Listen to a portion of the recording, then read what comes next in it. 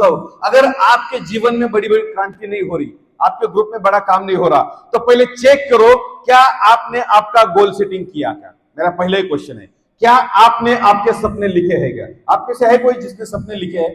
मैं बहुत मीटिंग में बोलता हूं, क्या आपने आपके सपने लिखे हैं क्या? पहला क्वेश्चन। और दूसरा, उन सपनों को पूरा करने के लिए क्या आप मेहनत कर रहे हैं क्या? ये दूसरा क्वेश्चन। दो चीजें बहुत इंपॉर्टेंट है।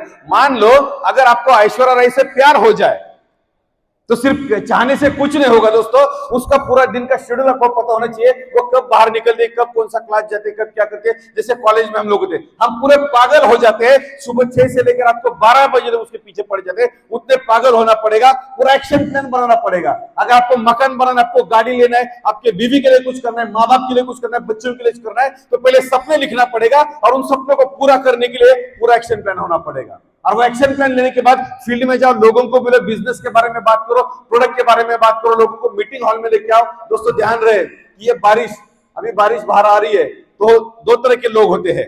पहला ये होता है, आप उसको कौन सी नजर से देखते हो।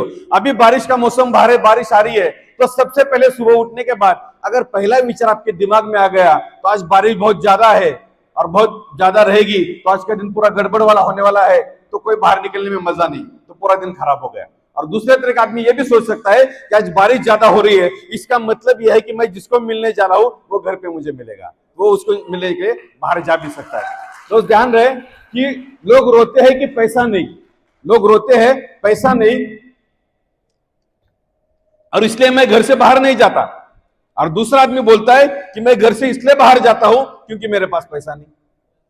दोनों एक ही सिचुएशन को अलग एंगल से देखते हैं। दोस्त ध्यान रहे, हम सब यहां पर इसलिए है कि हमारे पास पैसे नहीं। अगर पैसे होते तो क्या हम लोग यहां पर बैठते?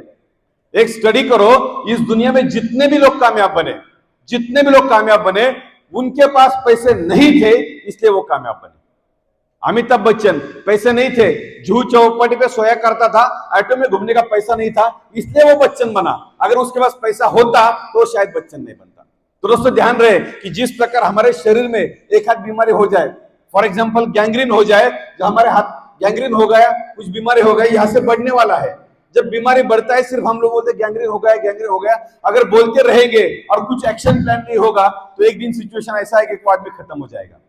मान लो अगर कोई बीमारी हो गई और यहाँ पे गैंग्रीन हो गया, यहाँ से हाथ कट करने गए तो हो सकता है कि वो आदमी पूरा जीवित रहेगा, बचेगा।